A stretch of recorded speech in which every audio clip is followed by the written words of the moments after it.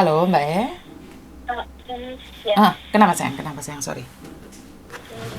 sebenarnya gimana ya, sebenarnya pengen ngomong poin pertanyaan, maksudnya pengen nanya gitu, cuman kan Miss nggak tahu alur ceritanya gitu, jadi kalau diceritain tuh panjang gitu loh, Miss. Saya nggak dengar suaranya, Mbak. Kurang keras mungkin. Halo, ada suaranya Suaramu nggak? kecil banget sayang. Sekarang ada nggak? Oke, ya, masih kecil. Kenapa? Tentang apa sayang? Sebentar. Wah, jauh lagi Mbak suaramu, Mbak. Halo? Halo? Halo, Halo? ya halo. Suaramu jauh, Mbak. Mungkin jangan pakai handfree itu lebih baik. Ini aku nggak pakai loh, Miss. Oke, tapi suaramu kecil banget soalnya di luar aku dengerin suamiku lihat TV sama anakku. Oh, oh. Oh. Sebenarnya kan ada kedengeran nggak? Denger tapi pelan banget. Ya udah nggak apa-apa. Padahal udah kenceng ya aku ngomongnya. Nggak apa-apa gimana Dan sayang? sebenarnya mau cerita sih masih agak enek rasa deg-degan trauma mungkin masih enek sih Miss. Sebenarnya kan soalnya kisahnya wis 3 tahun yang lalu sih Miss. Cuman Oke. aku nggak pernah cerita. Oke, tentang apa sayang? Kalau boleh tahu. Kan sebenarnya harus ngomong poinnya ya Miss, cuman kan Mm-mm. Miss kan nggak tahu ceritanya kan, jadi kan harus cerita dari awal.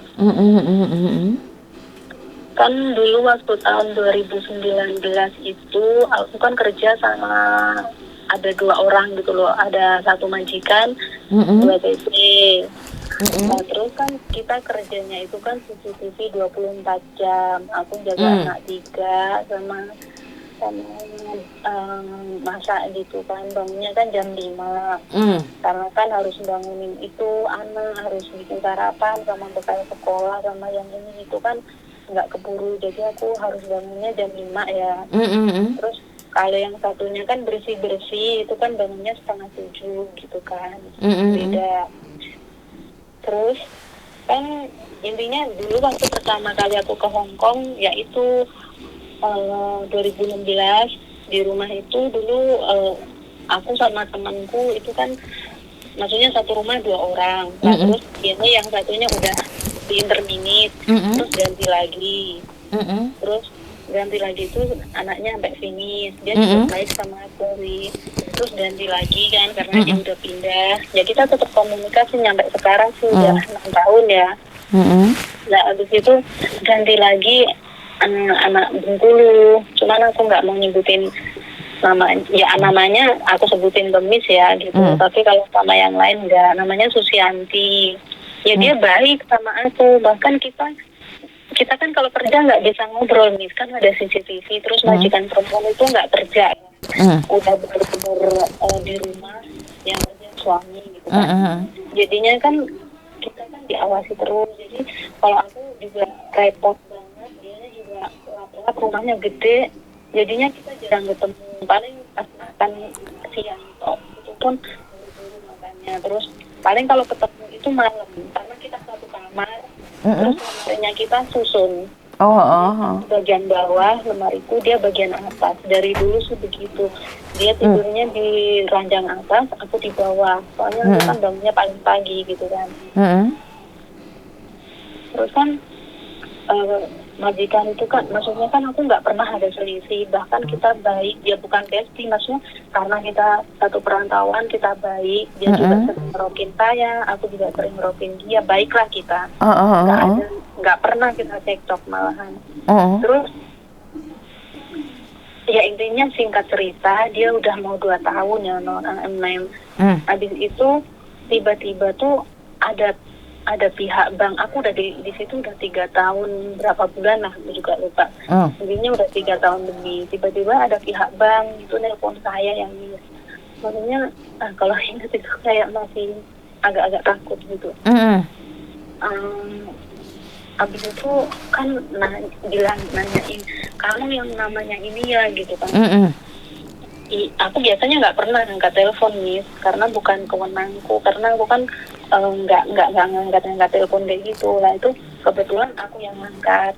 Terus kamu yang namanya ini ya gitu kan. Iya, aku bilang gitu. Kamu ini utang udah berapa lama ini nggak dibayar, ini loh, kamu siapa? Aku bilang gitu. Kamu ini sosok lupa, aku dari bank Prim Kredit katanya gitu. Aku kan, ya Miss, kan aku kan gini ya Miss.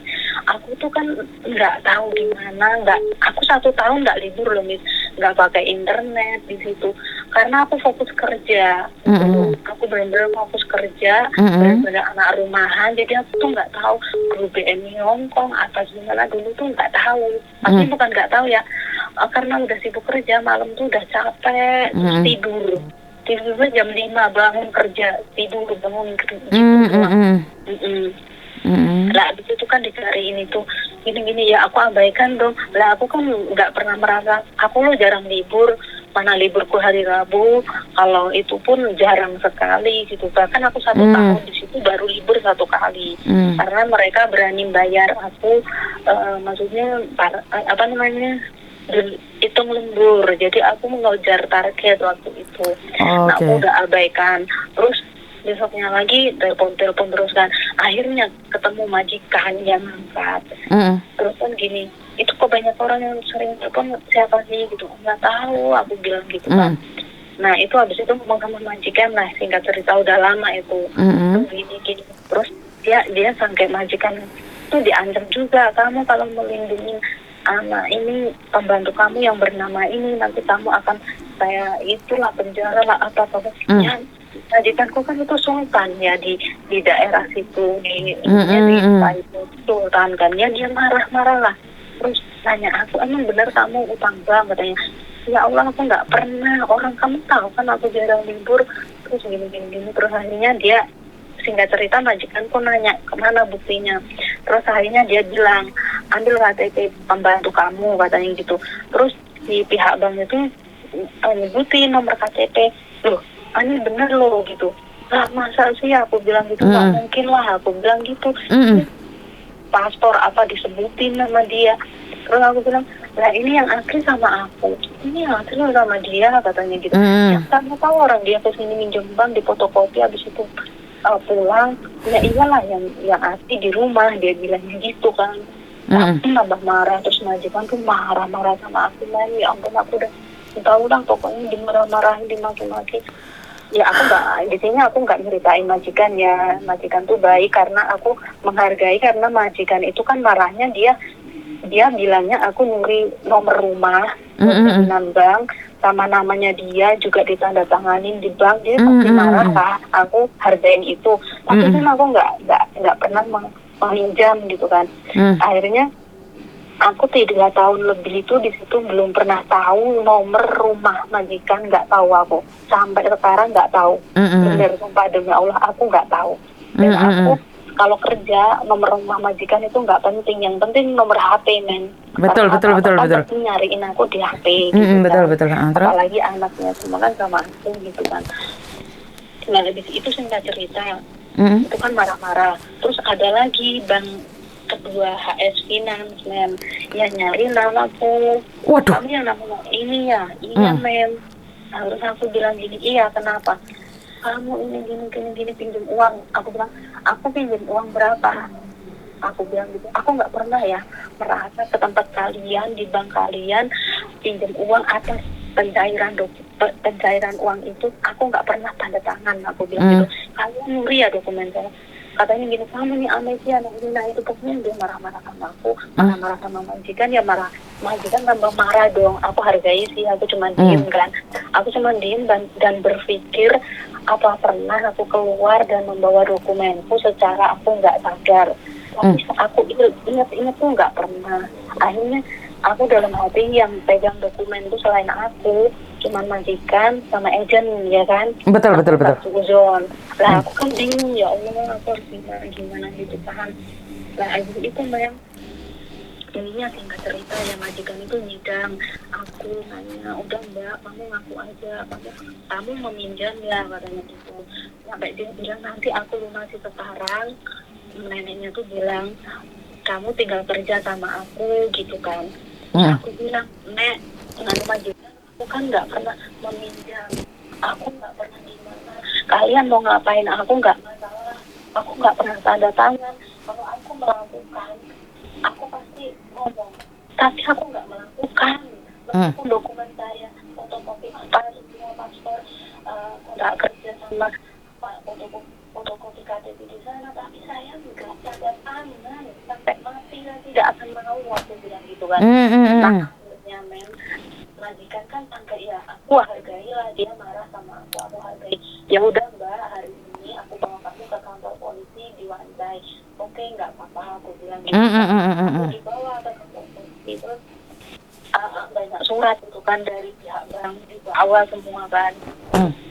Kan majikan pertama nyuruh aku buat booking kan. Kalau kamu nggak merasa meminjam, kamu sekarang lapor polisi. Terus kan aku kan katanya gini, tanya itu yang teleponin kamu itu alamatnya di mana, yang pertama kali intinya yang jadi kamu itu meminjam. Aku kan selalu tanya, udah gini Mbak, aku bilang gitu kan, ataupun Bu, oke tuduh saya meminjam uang bank, nggak mengembalikan. Sekarang aku mau tanya, aku pinjamnya itu pertama kali di mana? Di Mongko apa? Di Wongko apa? Di Samjungko apa? Di mana?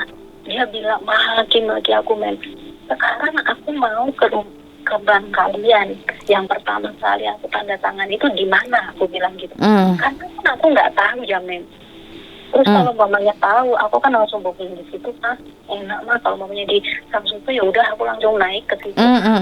Aku booking kan yang pertama minjam itu tanda tangan itu di mana, kan CCTV-nya di situ Mem.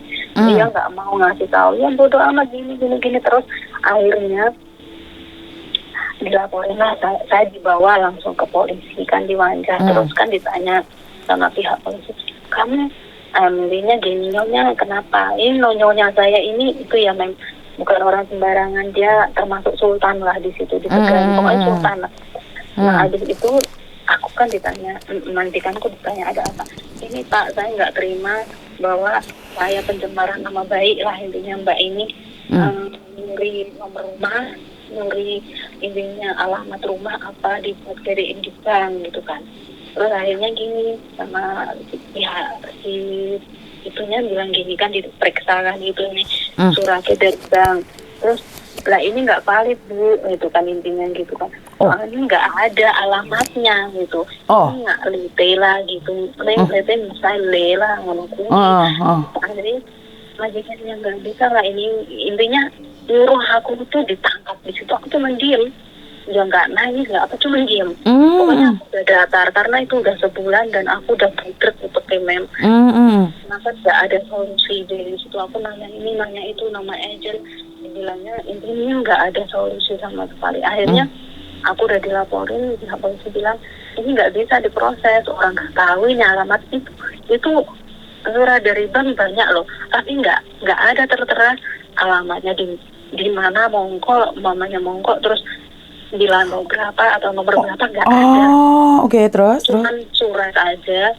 Terus akhirnya ya udahlah, singkat cerita aku terus bilang gini kan sama majikan, intinya si pihak polisi kan nanya, terus gimana Mbak? Ya nggak apa-apa Pak, saya mau diproses, mau diapain, mau di ini nggak masalah, aku bilang gitu. Tapi kalau nanti terbukti di CCTV itu saya mau diapain, saya nggak apa-apa mau diapain. Wah bagus Mem, punya kekuatan hebat.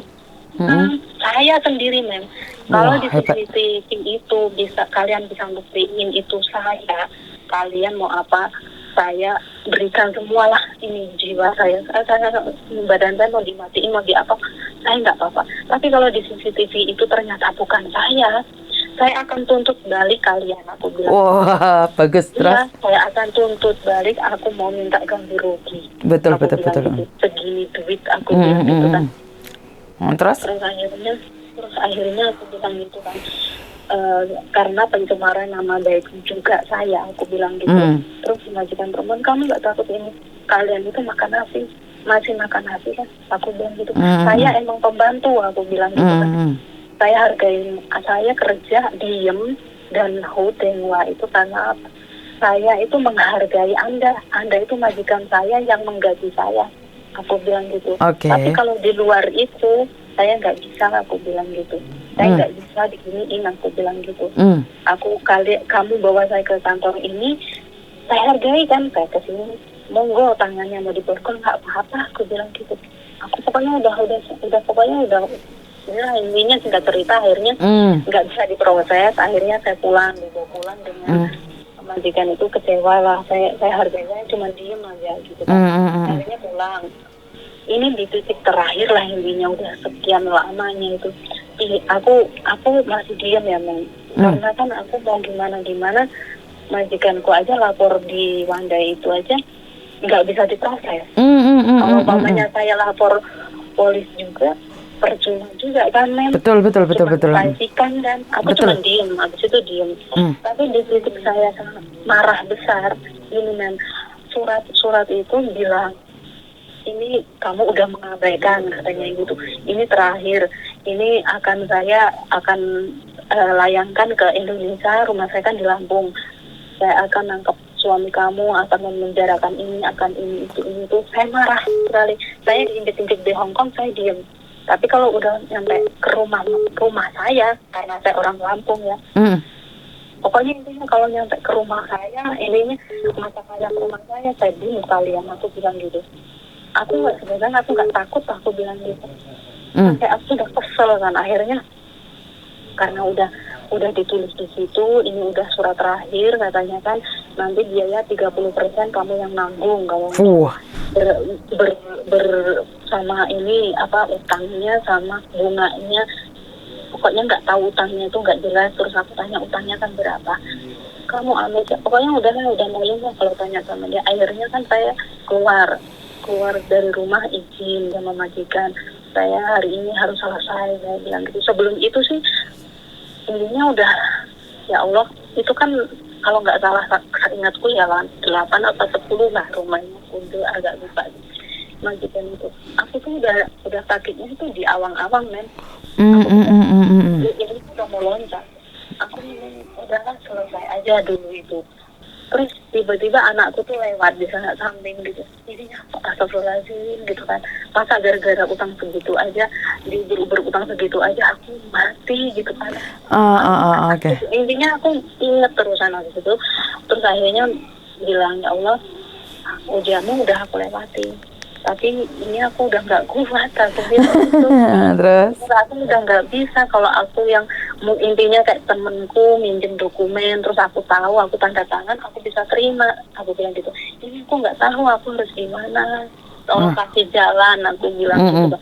Akhirnya besoknya aku udah nggak tahu lah, aku keluar. Aku nemuin agent juga malah, gimana Mbak, kalau kamu bisa gini. Mem, intinya malah semua itu malah nuduhnya aku, Mem. Kamu apa kamu gimana ya Mbak gitu kan. Aku gini, men, aku tuh udah lelah, aku bilang gitu sama pihak agent saya tuh udah sampai lelah. Katanya juga saya tuh harus berpura-pura kayak gini gitu loh. Pokoknya intinya aku udah drop lah di situ. Habis itu ditenangin, habis itu sama agent itu dicek semua itu suratnya, nggak ada yang valid kan. Ini kok nggak ada alamat lengkap atau gimana. Terus akhirnya dicek lagi sama mem yang satu lagi, mem Fiona. Terus dia bilang, oh ini kayaknya ada nih gitu. Terus aku langsung duduk dong. Tadinya udah lemes. Iya bener nih. Iya ini. Kebetulan itu kantor agenku tuh di Causeway Bay ya, Mem. Di Causeway itu. Jadi dia bilang, ini di atas. Aduh, aku nggak bisa nyebutin tuh lantai berapa, lupa bener. Di atas gitu kan. Di atas di gedung ini juga, di intinya mamanya lantai 20 umpamanya. Aku di situ aja kan. Terus akhirnya aku ke situ kan. Aku aku kan ada teman, Mbak temenin aja, nanti kalau udah nyampe banyak Mbak pergi, aku bilang gitu kan. Oh iya Mbak. Terus maksudnya aku kan nggak ngerti arahannya. Oh dia tahu, oh ini banyak di sini gitu kan. Akhirnya terus kan aku singkat cerita itu aku tanya. Terus di situ dilayanin, gimana Mbak, ada yang perlu dibantu, nah ini, nah itu gitu kan. Mbak, saya ini kan kerja, aku bilang gitu kan. Kenapa bank kalian itu tiap hari nelponin saya, bilang saya tuh minjem uang tapi nggak dibayar, nggak membayar gitu. Oke, terus? Sedangkan saya nggak pernah kesini, intinya gitu. Terus mana nomor KTP-nya? Terus di sini gini. dilihat, oh kamu yang namanya ini atas nama ini, nomor KTP di speaker mem, kamu ini gini nomor paspor di speaker. Dasar anjing kalian, aku udah, ya Allah udah, pokoknya udah nggak pernah takut ada satpam di situ. Kenapa kalian mau tangkap saya bilang gitu. Dasar kalian ya pencuri, nggak usah nyari orang yang siapa yang kesini tanda tangan, udah real kalian tuh pencurinya. Aku udah teriak di situ, jadi gaduh di situ itu main. Terus akhirnya saya nggak terima intinya gini kan. Saya mau lihat CCTV, aku bilang gitu kan. Nggak bisa kamu dengan enaknya gini.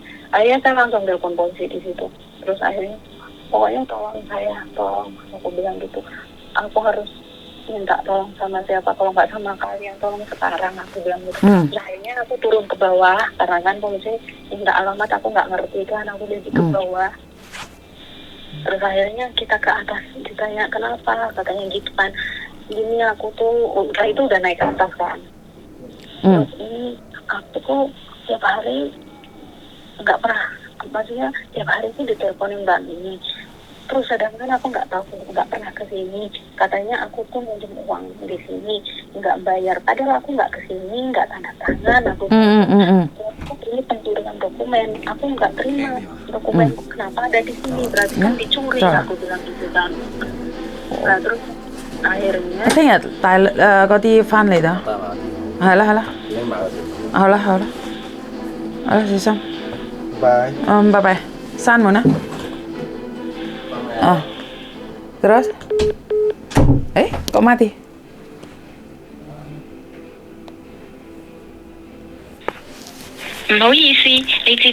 Waduh, ceritanya kok mati ini mbaknya pulsanya habis mungkin. Jadi aduh, pulsanya mati, ceritanya belum selesai nih. Cerita belum selesai. Jadi kita sambung lagi part besok ya Mbak ya, tentang mbaknya yang dokumennya ditipu ini sampai di bank, dan kita lanjutkan besok. Terima kasih dan kurang lebihnya saya minta maaf. Wassalamualaikum warahmatullahi wabarakatuh. Berkat Tuhan mengalir atas hidup kita semua. Semoga semua makhluk hidup bahagia dan bye-bye.